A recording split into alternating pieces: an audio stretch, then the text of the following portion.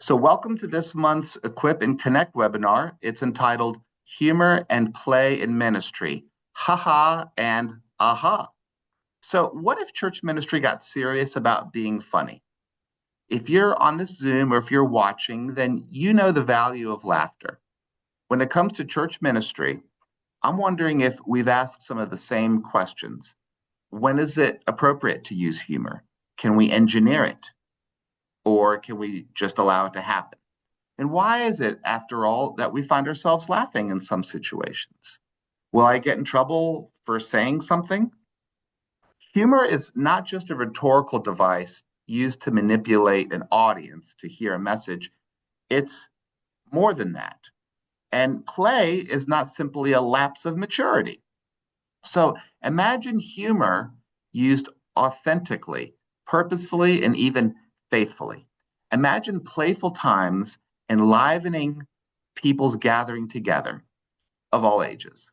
So, here to help us think about this is Dr. Stephen Gimbel, professor of philosophy and an affiliate of the Jewish Studies program at Gettysburg College in Pennsylvania.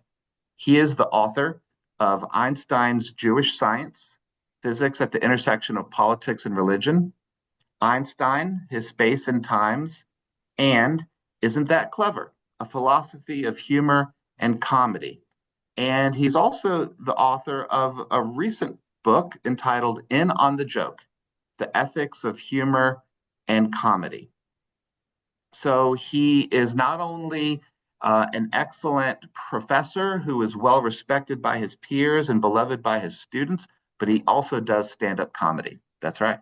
So I reached out to Steve after reading one of his excellent articles online.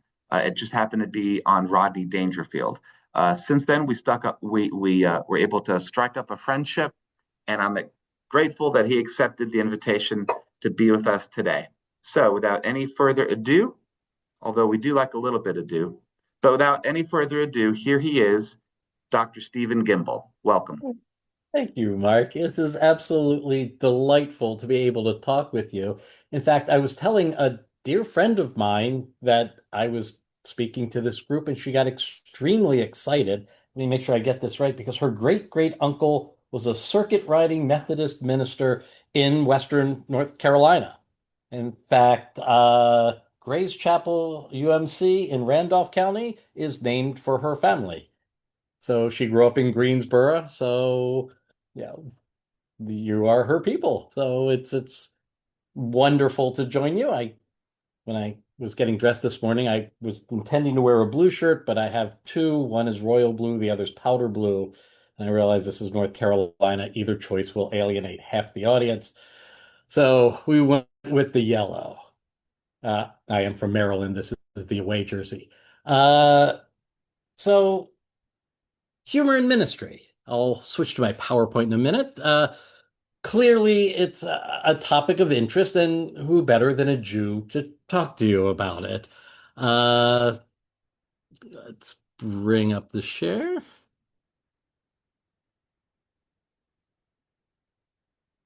So I speak not infrequently at churches. I'm working now. I'm a philosopher of humor. I've got several books on philosophy and humor, but I'm actually working right now, actually on a book with my best friend from first grade, on the history of Jewish comedy in America. And one of the things we wrestle with is why there were so many Jewish comedians. In 1978, for example, it turns out that 78% of the working comedians were Jewish. 2% of the population, 78% of the comedians. And so the question was, what makes Jews so funny? And I will talk at a church every once in a while on religion and humor. And so the question there often gets flipped.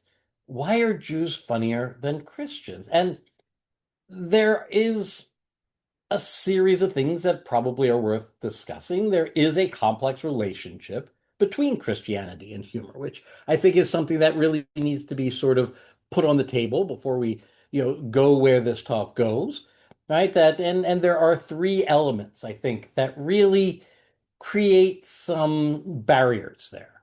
The first is theological, right? That is humor is funny, it's joyful, And there is a dour tradition within Christianity that sees anything joyful, anything bodily as therefore sinful, right? Luke 6:25, woe to you who laugh, for you shall weep, right? And if we look at the early rise of the church, it really takes root as a sort of counterpoint to the hedonism that was present in the Roman Empire at the time, right? You had, vomitoria and orgies and a very hedonistic, especially at the top of the power structure, a hedonistic ethos. And so Christianity, as a sort of anti-bodily metaphysic that gave rise to an ethic, that's one of the things that really allowed it to take root at the place at the time. And so this idea of moving away from that which grants bodily pleasure is, that seed is sort of at the heart of the Christian project. At the same time, there are sociological issues, right? That is, when we think of how a joke works, right? It is, as we were talking about beforehand when we were chatting, right? Humor often relies on a switch in perspectives. And so if you think about the Christian notion of truth, right? It really is one in which there is, and this comes from its Greek origin. So, the early church really does move away from its Jewish origin, and Jewish thought is Talmudic, right? That is, we have a single text, right? The Torah, or as you call it, the Old Testament, we just call it Testament, right? We have the Old Testament, right, wherein you have rabbis, right? So we have, Jews are called people of the book, but we're really people of the books. There's the Torah, right?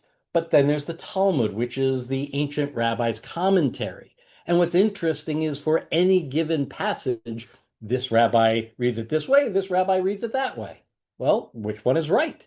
For Jews, that's not even a question, right? The idea is that God's truth is too big to fit in any one human perspective. And so each of these different approaches, right, shines light from a different angle and gives rise to wisdom, right? The Christian approach is different. The notion of truth is really coming out of episteme, the Greek notion. And so the Greek, epistemology really does sit at the heart of Christian theology. At the same time, once you had Constantine, Christianity becomes the official doctrine of the Roman Empire, right? Becomes the Holy Roman Empire. And what you see there is, power shaping things, right?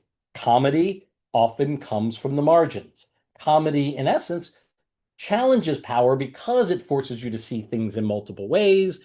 And those who are invested in being able to set the way in which you need to see it will see humor as a threat. And so, theologically, sociologically, politically, if we just look at the history of the development of Christianity, there are some barriers to the use of humor.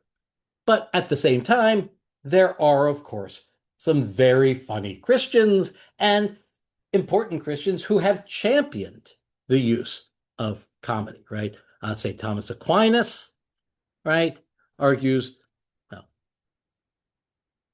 now such words or deeds wherein nothing further is sought than the soul's delight are called playful or humorous. Hence, it's necessary at times to make use of them in order to give rest, as it were, to the soul, right? That is, what Aquinas is saying is that a humorless life is one that will just wear you down. So we need humor to refresh ourselves. In the Enlightenment, the English Lord Shaftesbury, right, who at the time was really pushing back against what was called enthusiasm, which really was sort of the evangelical movements at the time. So the Quakers, the Shakers, the candlestick makers, right? The very sort of strict sorts of Christian movement, Protestant movements that were coming out and really taking hold in England at the time, he wanted to push back, arguing that God created humans that could experience joy, that in a certain sense, it was an insult to God not to make use of that capacity for joy and humor. And he says there's a melancholy which accompanies all enthusiasm, be it love or religion, for there are enthusiasms in both. Nothing can put a stop to the growing mischief of either till the melancholy be removed and the mind at liberty to hear what can be said against the ridiculousness of the extreme in either way. And so here he's arguing, he was also a playwright who was sort of like Moliere in making fun of certain people who were over the top. And some of those in his time period were clergy. And so he was accused of heresy.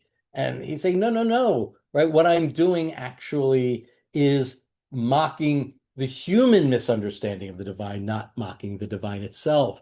That joking can be a source of wisdom, of understanding.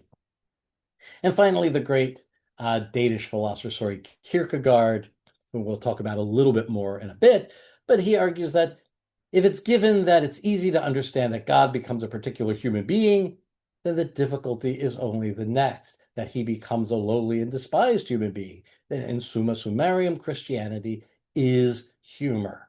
And what he wants to argue, and we'll talk about this again in a minute, is that humor is an essential element in preparing the mind to receive broader spiritual truths.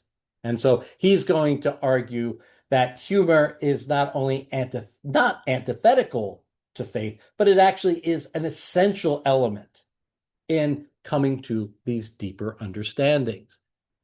And so it seems like humor would be useful. Now, there really are three primary uses of humor when you're ministering, right? The first, and this is the one that we chatted about earlier, the use in sermons, right? That humor does facilitate human interconnection. So the philosopher Ted Cohen has a book called Jokes, and in it he formulates an idea that he calls joke intimacy. And the idea is this, is that when you tell a joke to someone and they laugh at it, there's a human connection, a bond that's built that's almost akin to sharing a meal with them, right? That what humor does is bring delight. And when somebody you don't know brings you joy, you immediately look upon that person with a sense of care, with a sense of connection. It's not full-blown friendship, but it's in the family.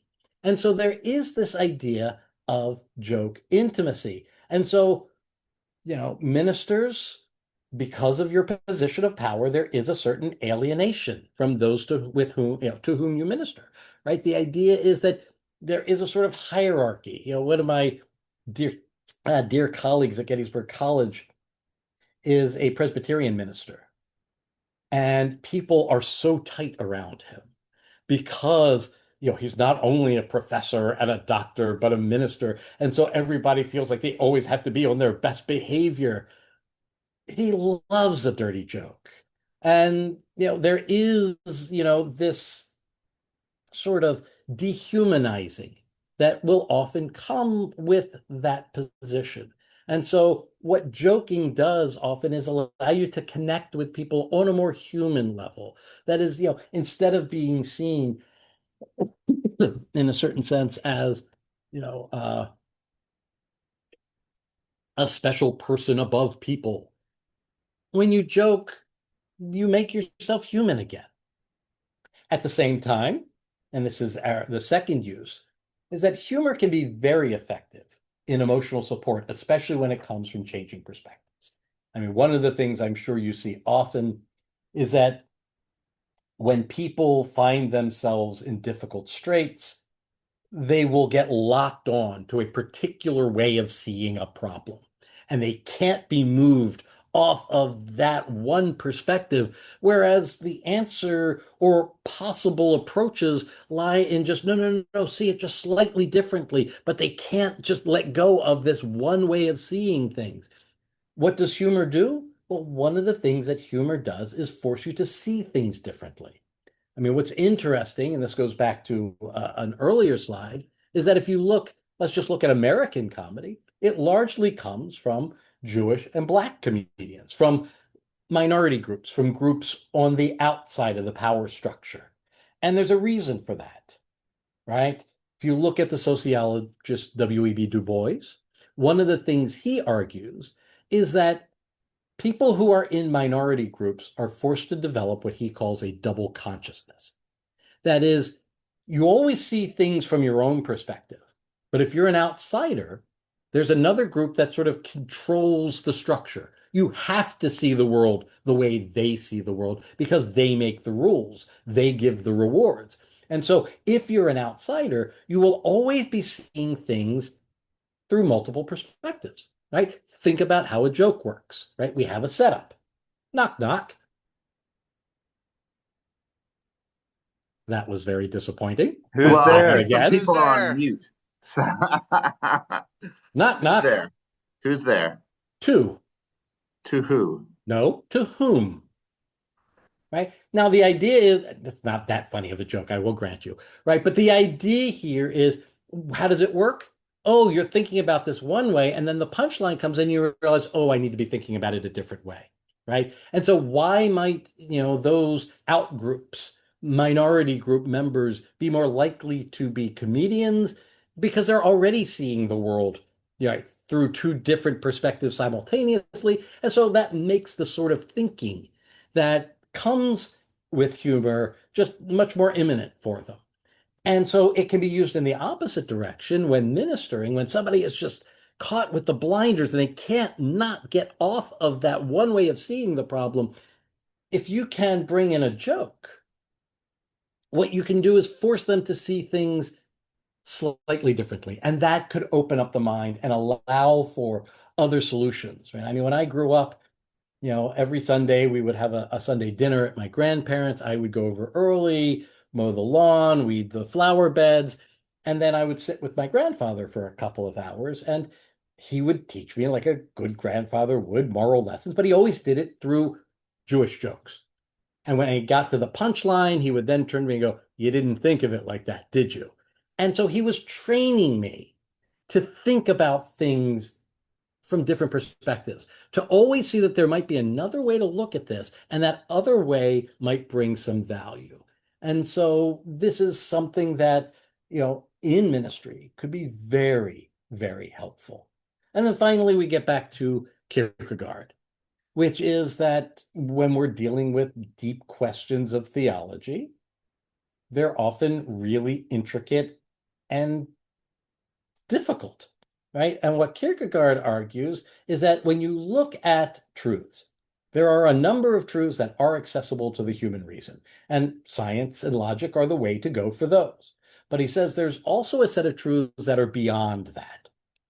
And for those, the mind needs to be specially trained, right? We need to be able to train the mind to move beyond the rational, right? And he says, chief amongst these are those within the Christian religion. He says, if you look at just the doctrine of the Trinity, right? 1 = 3, math is going to say, no, it doesn't.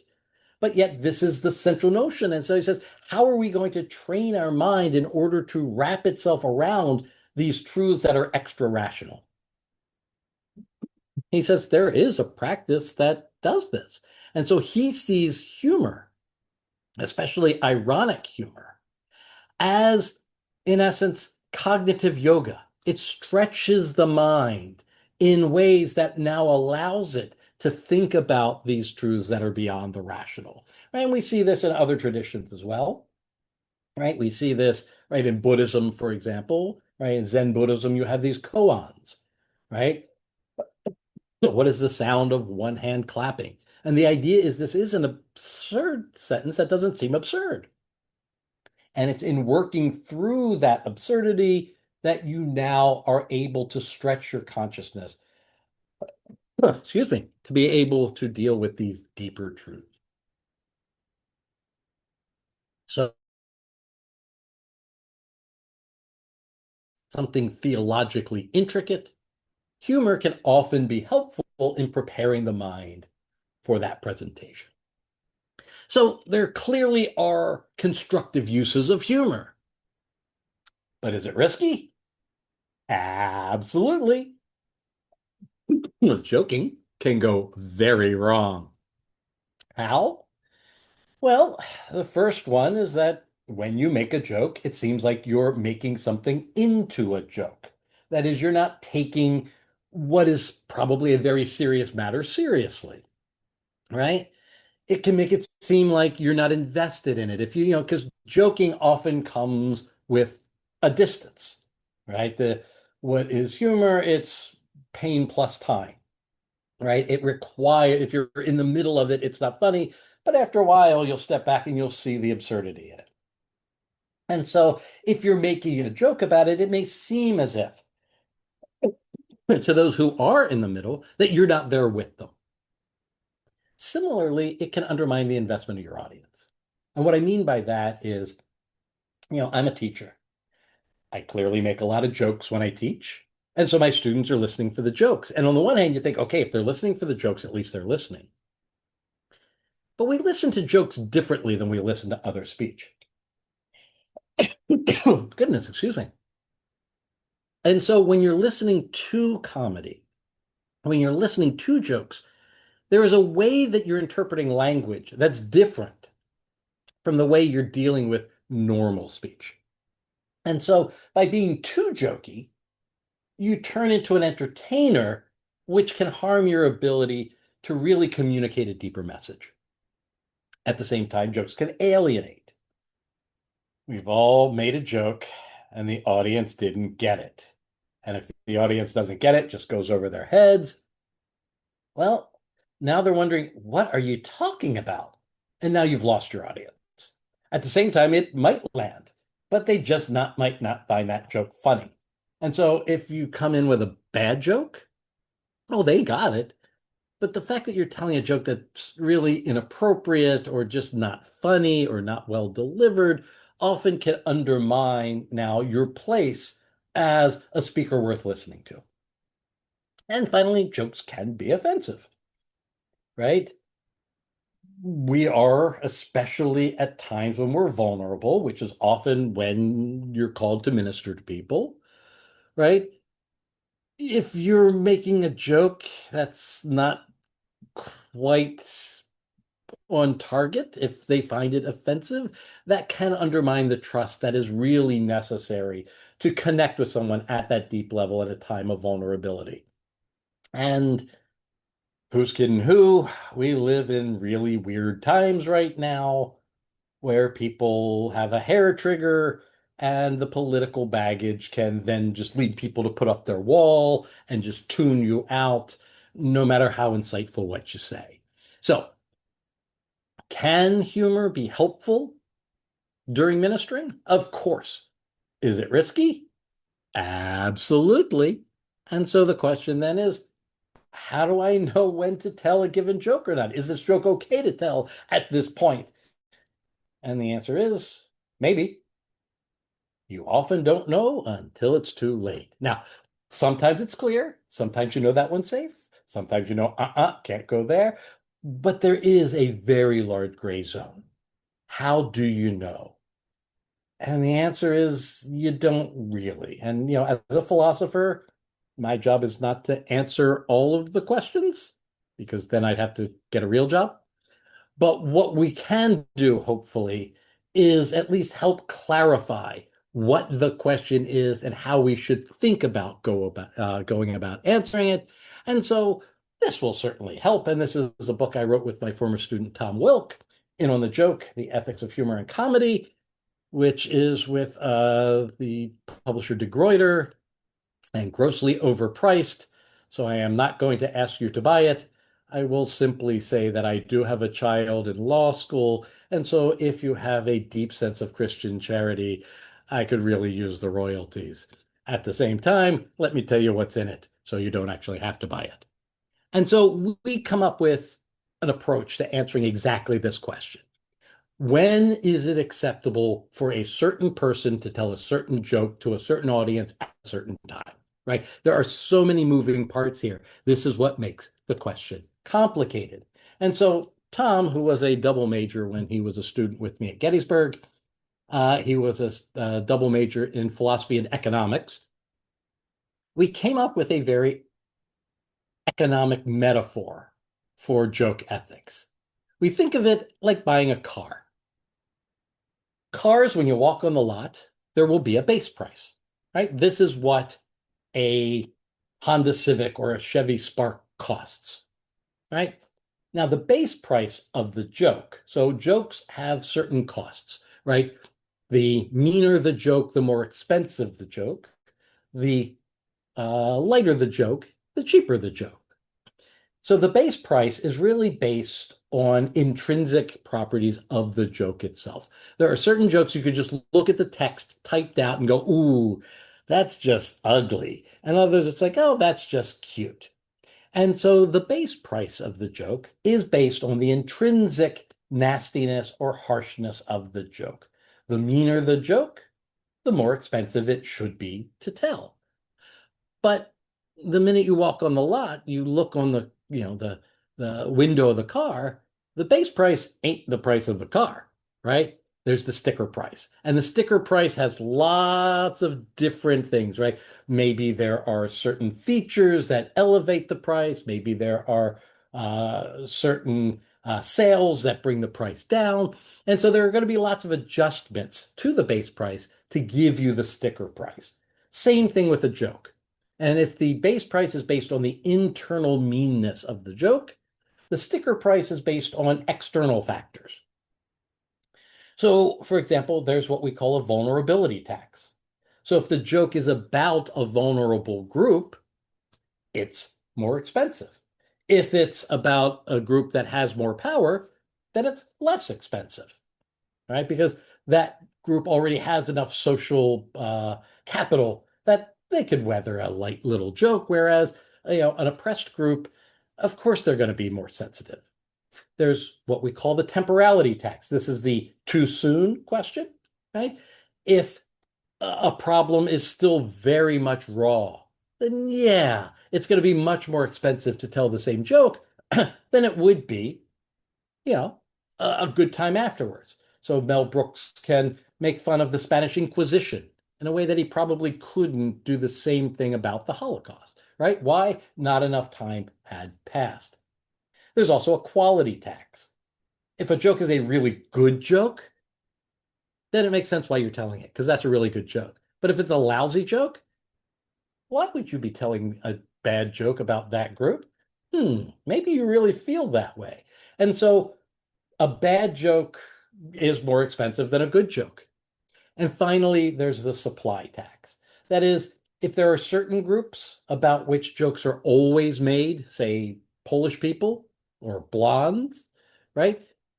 Now you're piling on. That will make the joke more expensive because by hearing it over and over and over again, we just can't help but sort of internalize the connection.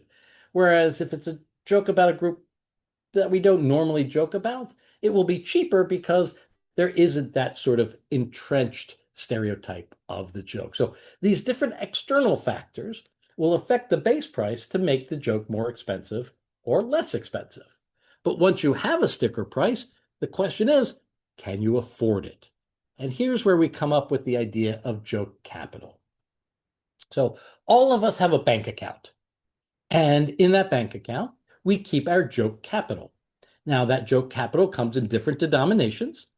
Every group about which you could make a joke has a currency in its own denomination, and they are not transferable. So you might have this much savings for Jewish jokes, this much for Irish jokes, this much for LGBTQ jokes, right? Different people will have different amounts in their savings account in the different denominations, right? That is, you could make jokes about one group that you couldn't make about another group. Well, how do you go about getting this joke capital? Well, the first way is that it's inherited, right? We can make jokes about our own groups that we can't make about others. Why? Because we inherit joke capital, right? No one wants to harm themselves. So you inherit an amount of joke capital, which allows you to make jokes about your own group that others couldn't make because they don't have that same joke capital. At the same time, you can earn it. You may not be a member of a particular group, but if you spend a lot of time working for their benefit, and as ministers, maybe you're a white minister working in a Black community or a Latino community.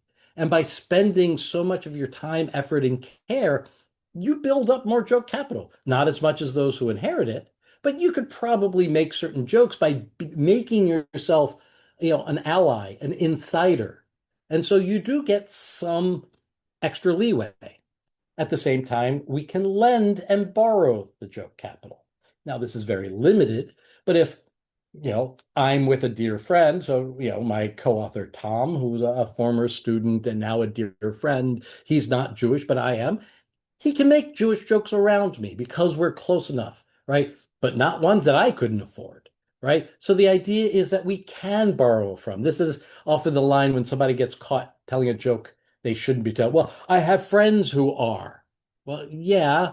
And so when you're with those friends, they can lend you the capital, but you can't carry it with you necessarily.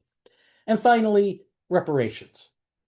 If there is a group that has been oppressed structurally by another group, then the oppressed group gets reparations, gets joke capital in the denomination of the group that did the oppressing, right? And so those who have suffered have the right to make jokes about the other group that the other group can't make about them. So this is where we get the sort of punching up, punching down insight, right? That is, that if you are higher on the social ladder with more social capital, it's bullying to make jokes about those beneath, but those underneath can level the playing field with humor. So, Jews can make German jokes. Now Palestinians can make Jewish jokes, right? African Americans can make jokes about white culture that aren't necessarily going to be reciprocal, right? And so what we see is that there is a element of the social power dynamic that shows up in how much joke capital you have. And so now the question is, okay, you have a particular joke you want to tell about a particular group in a particular place. Do you have enough capital to cover the cost of that joke? You now know how to figure out what the general cost would be, and you now know what's in your bank account. Can you cover that cost? And there's one more element, and that is the context. Because we can move from the sticker price to the out the door, on the road price by looking at the particular context, right? There are certain jokes that you could say, tell in a bar with your friends, but not tell at grandma's Thanksgiving table, right? There are certain jokes that perhaps you could tell to your family that you might not want to tell from the pulpit, right? And so the context matters. And we look at several contexts, joking with friends, joking with acquaintances, with strangers, professional comedy, right? So stand-up comedians in a club, online joking. And the one that's most important for this context is joking in a professional situation. And one of the interesting things that we argue is that there is an inverse relationship between power and joke capital. So the employees can make fun of the boss in ways that the boss probably shouldn't make fun of the employees, unless there's a relationship amongst them, right? So I have certain students in the classroom that I can pick on and make jokes about. Students I've had several times, students who have done an independent study with me, we're close enough that I can bust on them, and that shows a sense of intimacy. Whereas students who have me for the first time, if I make the same joke about them, they're rightly, oh my God, wait, is he picking on me? Well, this is uncomfortable, right? And they should be uncomfortable. Now, as a minister, you're in a weird situation.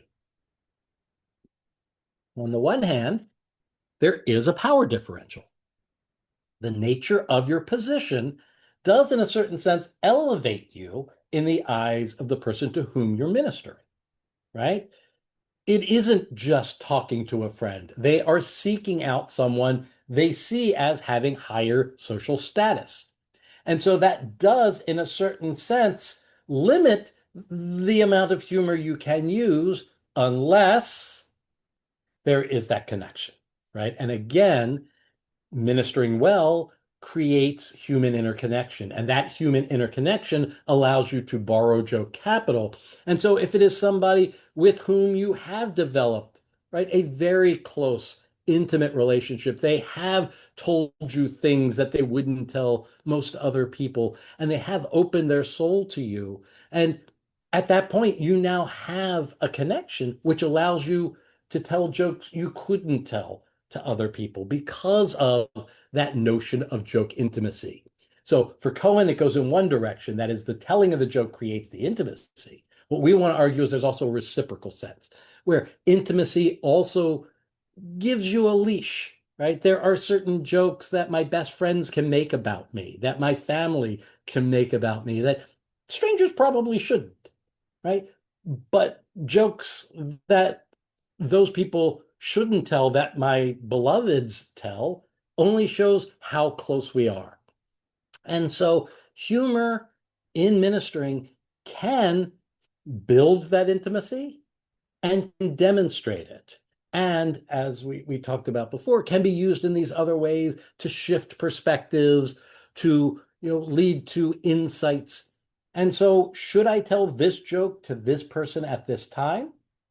Well, you need to understand that in your position as an authority, that is going to hamper what jokes you should be telling. At the same time, the more intimate you are with the person to whom you're ministering, the closer that relationship, it goes in the other direction. Excuse me. The more leeway you have in using humor. So, can humor be helpful? Absolutely. Can humor be dangerous? Absolutely. Should you use it? Well, like every other question in philosophy, the answer is it depends. And so, with that, hopefully, we can have a thoughtful and maybe even funny conversation. Thank you so much for sharing all of that. And I've got so many questions firing off. I'm curious what others are thinking too. I'm sorry if I ran long. I'm a philosopher. I do that. You didn't run long. You're right on time. Thank you. My mind, it's interesting. I brought up, so I was going to ask about like humor in the Bible itself rather Mhm. than humor inspired by the Bible. And the humor from the Bible seems sometimes very subtle, and I think maybe lost in translation. Certain metaphors like the log in a neighbor's eye and or a log in your eye and a Yeah, needle in another is like these very very exaggerated, camel through the eye of a needle. Like those are kind of funny. I don't. None of them are like laugh out loud funny, but they really are sticky. That's the reason they're around thousands of years. So I was going to ask, is there anything that jumps to mind for you from the Bible itself, even if it's subtle, as far as humor? oh, the book of Job is, you know, God and Satan are having a beer and they're looking at this guy. I bet you can. I bet you can. I bet you can. Hold my beer.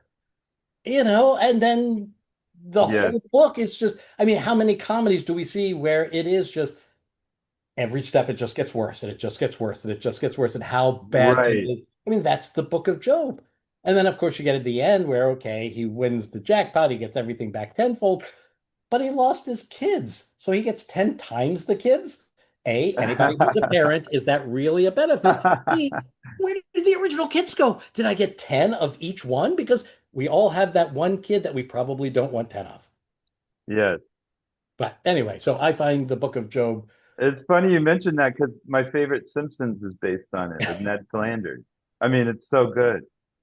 And I never looked at that book as funny until The Simpsons did, and then now I see it, like for the reasons you mentioned. It's pretty trippy. It's so dark, but dark humor is so that's the original, right?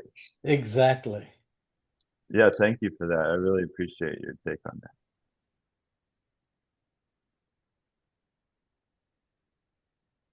When you were talking about this metaphor about the car and the price and the different taxes, and one of the things we talk about sometimes in ministry is we try to develop relationships earnestly and with authenticity.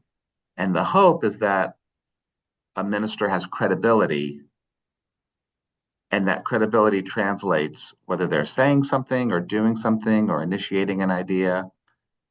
And I've heard one person talk about credibility as creditability.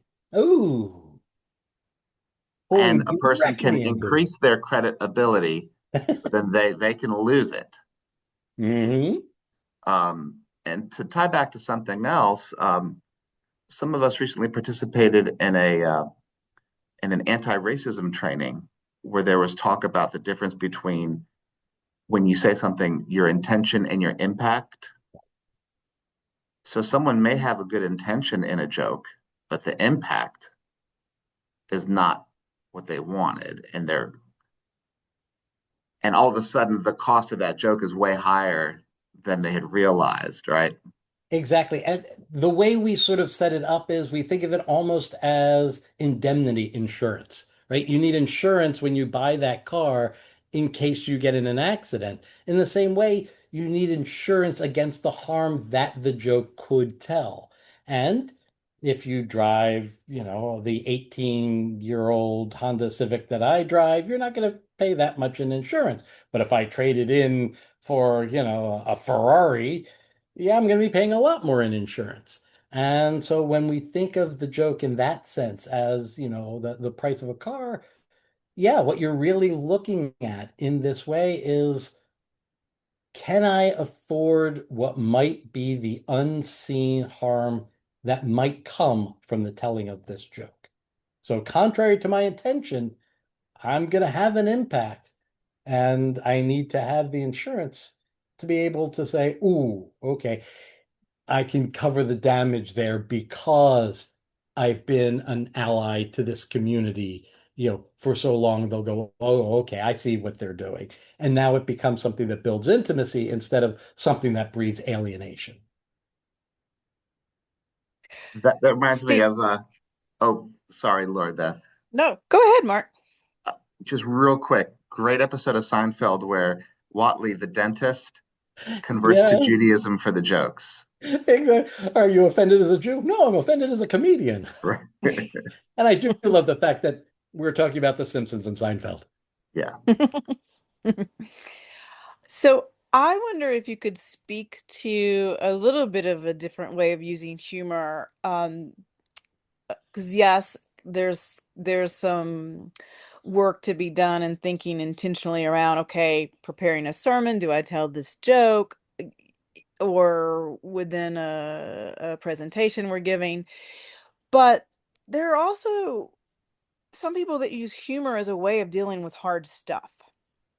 Right. And one of the ways I think about this is in a lot of the communities that I've been appointed, the funeral home folks that I have had a chance to work with, several of those folks use humor as a way of dealing with their hard work. And um and so I wonder if you could talk to where it's not maybe so much of a cost in whether we tell the joke, but it's how we actually deal with grief or pain or things that make us angry or upset. We use humor. Yes, and I mean, here's just a personal anecdote. I'd mentioned my grandfather earlier. It's my mother's father, who was a great kibitzer. He had a particular, very inappropriate joke that he would tell whenever there was a visitor to the house for dinner. And when he passed away at the graveside, as I'm the oldest grandchild and a philosophy professor, so I was called on to say some words. And so I opened with that joke. And, there was my family grieving. And the minute, I said, so a Texan goes to New York City, there was just this combination of laughter and tears and just an expression. It was as if the joke had allowed an openness to emotion that hadn't been there before, that we Yeah. often bind ourselves, and that humor is a strange intellectual phenomenon in that we often can't laugh if we're scared, but if a Mm. joke is funny enough, we start thinking, at this meta level, which does then create a completely different mindset, which opens up possibility. And, it is absolutely true. One of my dearest friends is a trauma surgeon, darkest sense of humor of anyone I know. And Mhm. so we can use humor to cope because when you're thinking in terms of a joke, you do think differently, you do hear differently, you do process differently, which takes you out of that sort of one very heavy way of seeing whatever it is that is the problem in front of you. And so I think you're absolutely right that in very dark situations, and again, it can go very wrong, but it can, when it's done right, allow for a sort of openness to acceptance, to seeing other ways of dealing with the problem, or of even seeing the problem itself.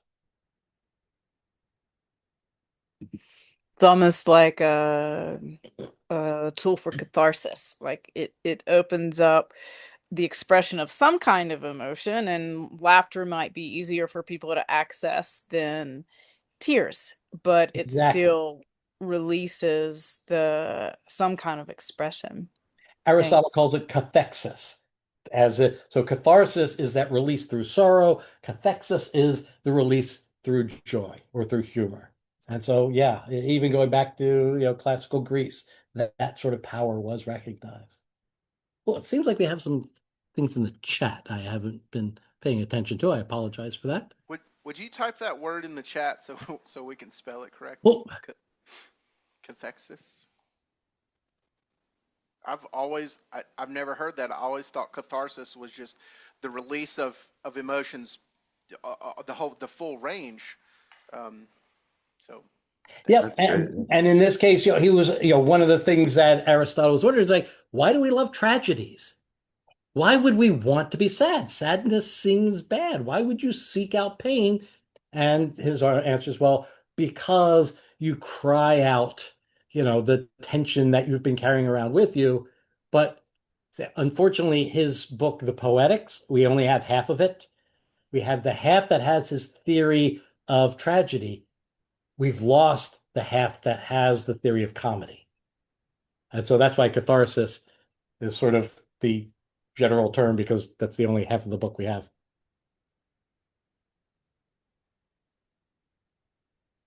Well, okay. If you could do this without mentioning Kierkegaard. I'm a philosopher. I'm not sure I can do anything without Yeah. mentioning Kierkegaard. Joking is vulnerable, absolutely, right? I mean, and that vulnerability is the danger, and that's what makes this philosophically interesting. Uh, Most Christians wouldn't perceive Job that way. Whereas for us, it's like, well, of course God's being mean to him. That's what he does. We're his chosen Uh, people. mhm. Uh, Having a sense of humor versus trying to be funny. So the term sense of humor there's one philosopher who sort of parsed that in 11 different ways. So is the person who laughs heartily at a joke someone who has a sense of humor? Is it somebody who, can come up with the, really quick pun? Is it somebody who knows how to tell a good joke? Most people want to say they have a good sense of humor, but you're right. There are some people who are natural joke tellers. There are some people for whom that is not a natural strength. Is it a skill that can be developed? Yeah. I mean, there are elements of timing, that, a good public speaking class can help. But there are some people who are just, it's not organic. And so, yeah, I think, the idea here is that should humor be a tool for everyone? Probably not. There are some people for whom jokes just feel wrong coming out of their mouths. Those people can actually be incredibly funny if done right. But yes, I think that one has to be aware of one's sort of presence in telling a joke. For example, when students take my classes, they've heard, oh, Gimbel's funny. And so they come prepared for jokes. So I could probably get away with things that other colleagues can't. So yes, having a well-established sense of humor in terms of your reputation and just delivering a joke well does certainly help in doing it in ways. Beware the Greeks when they bring gifts and geeks as well. Uh, ooh, I bet Paul wasn't very funny. I guess that's another one where I'm trying to remember. As a Jew, I don't have these, close to my hand, but at one point, Paul was giving a lecture so long that someone fell out of a window and died. Hmm. And then they went down and they found the body, and he said, ah, don't worry about it. He's in heaven now, which is hilarious. I mean, literally being bored to death and then playing it off. I mean, there's more humor in the Bible for you. So. Again, maybe that was, a very I I dry, I dark joke.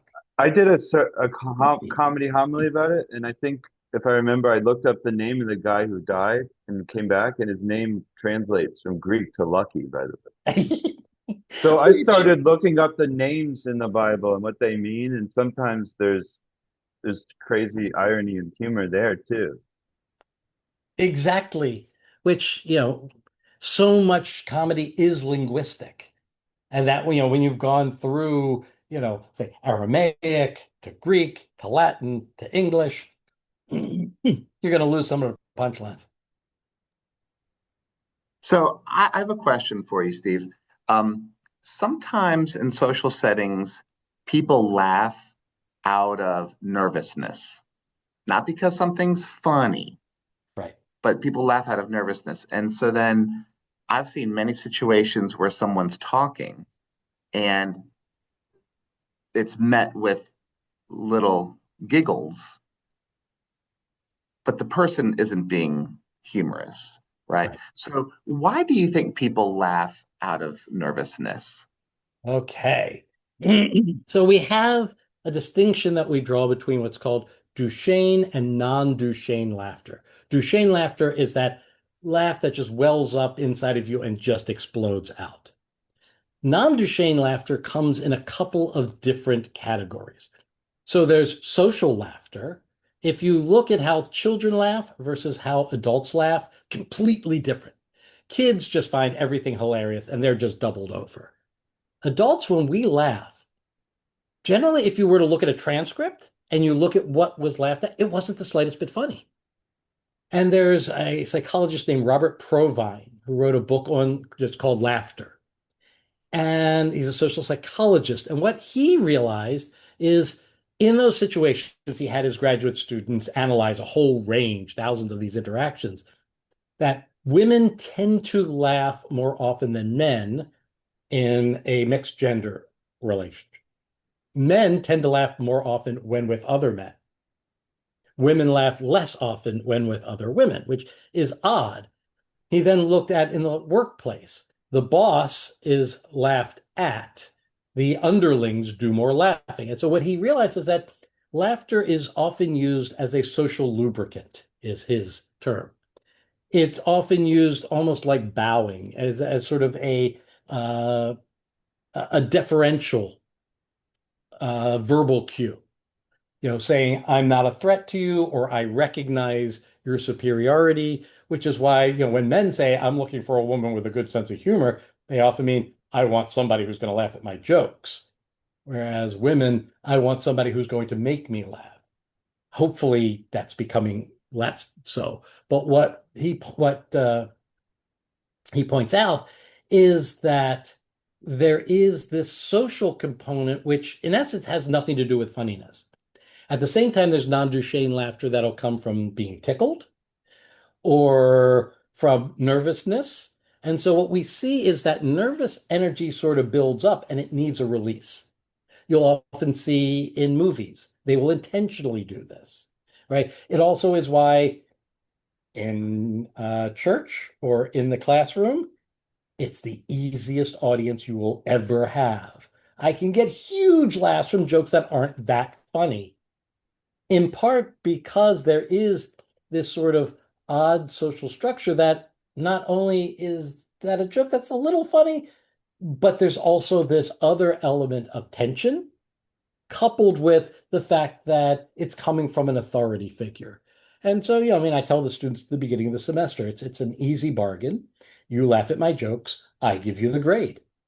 And so, it's clearly it's a joke, but it is looking at this sort of connection between tension, social power, and laughter, which Provine shows us is really definitely prevalent. Mel Brooks always said that one of his missions was to make Hitler into a joke. That is absolutely the case. In fact, it was, I guess, about 6 months ago now, my co-author Gwydion and I did a half-hour phone interview with Mel. And I don't just say that to impress you. Okay, yes, I just say I'm that to impressed. impress you. But I'm oh my impressed. God, 99 years old, Wow. still sharp, still thoughtful, still hilarious. One of the questions I asked him, he was in Germany as a soldier when the camps were uncovered. Mel Brooks was one of the Wow. first people in the world to learn about the death camps. He was, right there. He was in an engineering unit. And I asked him, I said, how did you find out? And he said, we had a guy transfer into the unit who was an engineer in another unit who had been one of those that came across Birkenau. And Wow. he told us. And at first, we couldn't believe what he was saying, but you could see in his eyes, you couldn't not believe it. And so, yeah, at that moment, he knew that the war, in essence, would never end for him, but he fights it with humor. And, Wow. the follow-up question was, well, look, the producers is clearly, an anti-fascist movie, Mm. right? Blazing Saddles is an anti-racist movie. And yet these are movies you cannot make today. Is comedy losing its ability to do the sort of social justice work? And he gave us just a tremendous answer saying that it's needed, but it is definitely more difficult today. So, yeah. And yes, his autobiography is fantastic. So yes, Mel is absolutely a saint in my world. And Hmm. when I finished that interview, I immediately texted both of my children and said, your births were important to me. Just so you know, they've been moved down the list one. And they both fully understood. Anyway, that's my Mel Brooks story. That's Uh, fantastic. I think we've got time for one more question or comment or yes, Spaceballs too. something else. Comment from somebody or a question. Okay, I have something. Please. So I have a friend who, well, I mean, former friend, seminary classmate anyway, that used to say truer things are said in jest. And I've really kind of analyzed that and thought about that over time. And some people can get away with that and it's not offensive, like something that, and most of the time, personally, I experience it as negative, as a criticism that they were just, sheltering in trying to be funny. But sometimes people can use that to actually make a point that could be beneficial, but they get away with it because they are funny and it's natural. And whenever I think about it, I can't do it. Like it's not part of my personality. Um, and it will always sound critical and never funny, even if it could have been funny if somebody else said it. I'm just curious, like around the nature of how we use humor in personal relationships. Um, and then my last question is, why are some things funny to some people and not to others? Ooh, okay. So let me start with the first question, which has to do with what in philosophy of language we call the opacity of meaning. So, what's really interesting about language, I have a thought in my mind. I encode it in words. I speak those words. You hear those words. It gives rise to a thought in your mind. Is the thought in my mind that launched it the same as the thought in your mind? Sometimes, if we communicate successfully, oftentimes not, because my words could mean any number of things. It often requires understanding vague terms. What do I mean by that? How did I say it? And so we often have to use what the philosopher H.P. Grice calls implicatures. That is, I hear your words and I have to make certain inferences, certain leaps to take those words and how you said it and turn it into, oh, here's what I think that person meant.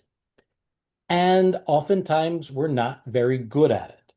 We're much better at it with people we're very familiar with, right?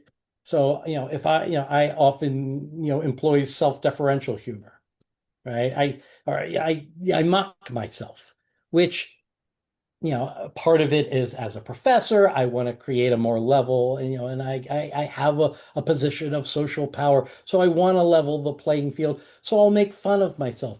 Some people see that as, a lack of self-confidence or, oh, pooh, you're better than that. It's like, I know I'm better than that. I have a PhD. I'm the William Bittinger Professor of Philosophy. I know. But others are just like, okay, we see what you're doing. And so if you're a person who jokes a lot, there is an implicature. Oh, Steve said that. Steve jokes a lot. Let me see what that might mean as a joke. Oh, that would make sense here. Whereas Kim doesn't tell a lot of jokes. So that probably wasn't a joke. So when you do tell a joke, right, the reasonable listener who knows you would misinterpret it unless you do something like, I got a good one, or so have you heard the one about? Now notice what you've done is you've primed them to listen as a joke. So you're right, people who do joke a lot will have they'll be heard differently. Now, when it comes to those things which are difficult to say, someone who is normally just a very straightforward person, if you code it in a joke, it will be odd to understand it that way. Whereas if you are someone for whom, when we normally listen to you, we listen to see if that's a joke, because this is somebody who tells a lot of jokes. Yes. And can it help in Mary Poppins, a spoonful of sugar. So I'll take this difficult thing that I have to say, and by making it funny, by including a pun, or by saying it in an absurd way, there's a sort of bittersweetness and not just bitter. So it can be effective, but you're right that you have to pick your places, and it often depends on your normal mode of expression as to whether it will be understood as the joke it was. And so, yes, again, I think this is a skill that can be developed if you find it important, but it's, different painters paint with different palettes. And as to why different people find different things funnier, well, I argue in my books that there are two different things. So if we think about wine, one of my dear old friends is a winemaker, and he has in his kitchen a little tray that he constantly smells vanilla. He smells, a piece of oak. And so when he tastes wine, he can see, oh, there's blackberry in the opening, and then it becomes oaky, but it has, a blackberry or a vanilla finish. For me, wine tasting is, yes, it tastes like wine. That one tasted like wine too.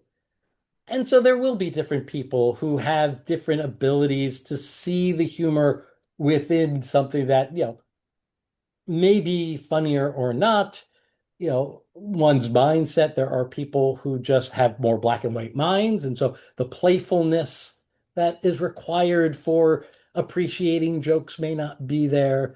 And so Yeah, I think there are certainly, and this goes back to the what we were talking about earlier with a sense of humor. There are people are wired differently. Some are wired to be very clever and witty, others much more literal. Some really appreciate the playfulness with the language. For others, it's an annoyance because they have to clear that away to try to get to the meeting. And so, yeah, human beings, we come in different flavors. And humor, is a function of flavor. Thank you.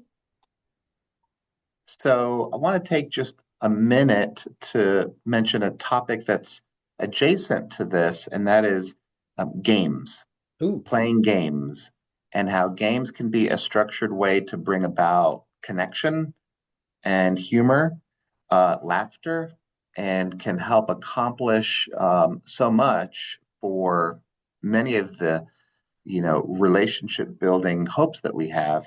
And I mention this because it was part of a conversation leading up to this session. And I think when people can play games, maybe there's an opportunity to say something funny in a context that it could be heard and that could help strengthen a relationship.